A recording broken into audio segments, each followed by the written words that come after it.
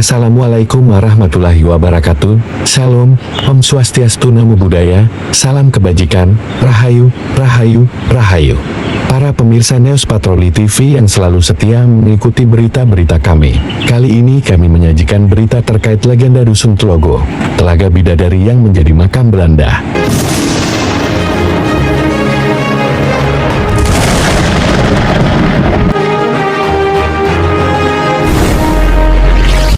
Para pemirsa News Patroli TV yang setia, perlu diketahui bahwa di balik ketenangan Dusun Telogo, Desa Sidokarto, Kecamatan Buduran, Kabupaten Sidoarjo, Provinsi Jawa Timur, tersimpan sebuah cerita legenda yang menarik perhatian. Dusun kecil ini, yang kini menjadi kawasan pemakaman, ternyata menyimpan jejak sejarah yang syarat misteri dan magis. Menurut kisah turun-temurun dari sesepuh desa, dahulu Dusun Telogo merupakan tempat istimewa, bahkan dikabarkan pernah menjadi telaga pemandian bidadari. Warga setempat percaya bahwa di masa lampau, telaga yang terletak di kawasan ini bukanlah sekedar sumber air biasa. Telaga ini konon menjadi tempat persinggahan para bidadari yang turun dari surga untuk mandi. Airnya yang jernih dan suasana yang sunyi menjadikan telaga ini tempat yang sakral, tidak sembarang orang bisa mendekat. Terlebih lagi, untuk melihat langsung kehadiran bidadari tersebut. Namun, seiring perjalanan waktu dan datangnya masa penjajahan, telaga itu mengalami perubahan nasib. Di era kolonial Belanda, telaga yang luasnya mencapai kurang lebih dari 300 meter persegi ini, perlahan berubah fungsi. Kawasan dahulu, yang dipercaya menjadi tempat pemandian bidadari, kini berubah menjadi kompleks pemakaman bagi orang-orang Belanda yang wafat di Sidoarjo. Mirisnya, jejak fisik dari telaga yang dulu ada kini benar-benar hilang, menyisakan hanya cerita dari mulut ke mulut, sebagai satu-satunya saksi sejarah. Pak Pitoyo, yang merupakan juru kunci makam Mbah Buyut Kori, mengungkapkan bahwa makam ini juga menyimpan jasad leluhurnya, Mbah Buyut Kori, yang dipercaya sebagai sosok yang pertama kali membuka wilayah Desa Sidokarto. Sebelum ada makam Belanda, di sini memang sudah ada makam Mbah Buyut Kori dan para sahabatnya yang membantu membuka desa ini, kata Pak Pitoyo. Sosok Mbah Buyut Kori dan para kerabatnya dimakamkan di sini jauh sebelum datangnya penjajah. Cerita ini seolah menghadirkan gambaran tentang bagaimana waktu dan kekuasaan dapat mengubah fungsi suatu tempat, dari yang begitu sakral menjadi saksi bisu sejarah masa penjajahan. Kendati demikian, legenda tentang bidadari yang mandi di Telaga Dusun Telogo tetap hidup dalam ingatan masyarakat, menjadi kisah magis yang diwariskan dari generasi ke generasi. Bagi mereka yang menyukai sejarah dan kisah-kisah mistis, Dusun Telogo bisa menjadi destinasi yang menarik untuk disinggahi. Meski jejak telaga ini sudah hilang, masyarakat masih percaya bahwa kawasan ini menyimpan energi dan cerita yang tak lekang oleh waktu. Para pemirsa yang setia, sekarang marilah kita ikuti keterangan dan penjelasan juru kunci makam Mbah Buyut Kori. Menurut cerita dari leluhur mbak saya, tempat pemandian bidadari dulu di sini itu sudah kena pabrik hampir separuh, adalah sekitar kurang lebih 100 meter ya ke utara ya. Terus bagaimana Pak untuk sejarahnya dulu tuh tahun berapa atau ininya gimana itu? Ini sejarah menurut tahun saya juga kurang pas. Menurut mbak saya, pokoknya sebelum ada makam Belanda, makam Eyang Betori sudah ada. Belum ada makam Belanda, sudah ada makam Eyang Betori. Dan di situ ada 7 makam.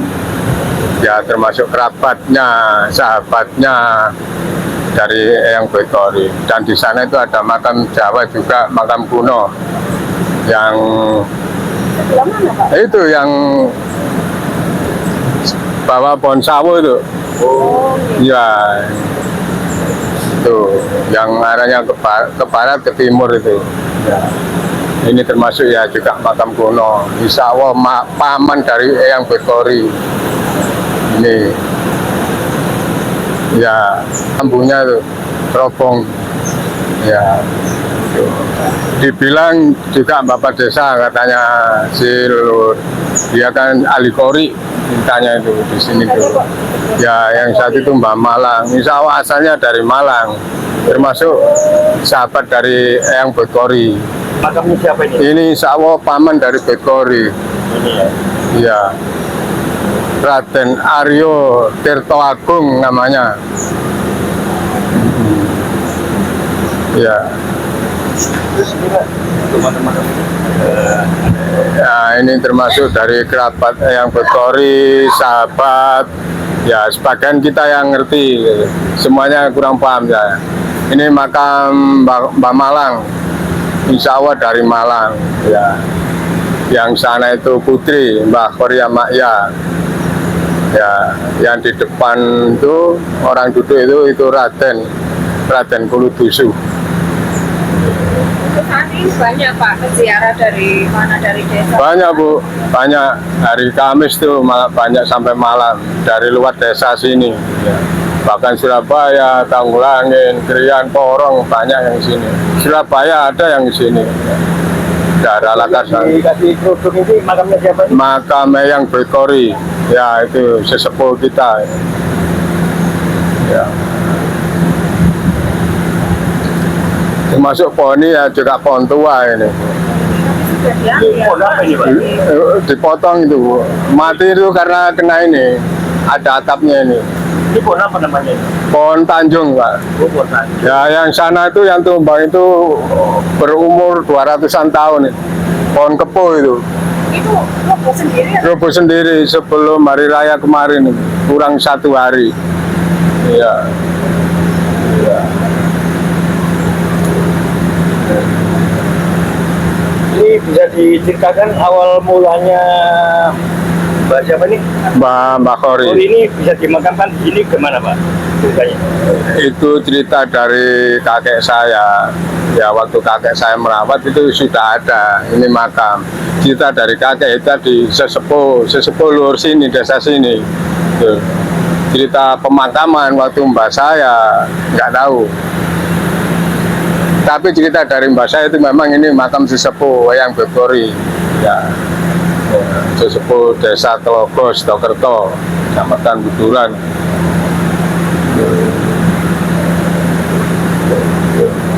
Dulunya itu ya kayak dano istilahnya. Dibilang telaga itu cerita dari leluhur kita, termasuk Mbak Boyo itu bahasa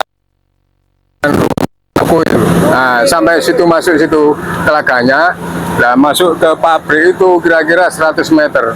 Yang luasnya ini kurang tahu, kurang luasnya ini. Kalau dari depan ke sini ya ada 300-an meter lebih. Iya. Makam ini apa sudah pernah dikunjungi oleh pemerintah daerah atau pemerintah lainnya Pak? Sebenarnya ada, tapi dia nggak bilang kalau itu dari pemerintahan. Banyak yang datang sini tuh, tapi dia tidak mengakui dari mana. Cuma kalau ditanya dari Surabaya, dari Stokerto, dari Sidoarjo ya. Nah, ada yang dari pemerintahan ada. Belum ada bantuan sama sekali dari pemerintahan, dari swadaya seorang pribadi kok yang benahi, yang bangun atapnya, keramiknya dari seorang pribadi. Mungkin Bapak ada harapan Pak pada pemerintah daerah Kabupaten Sidoarjo ini, harapannya apa Pak? Sebenarnya memang saya mengharapkan bahwa makam Bekori ini saya kepingin dirawat lah, dibikinan joglo atau di mana gitu.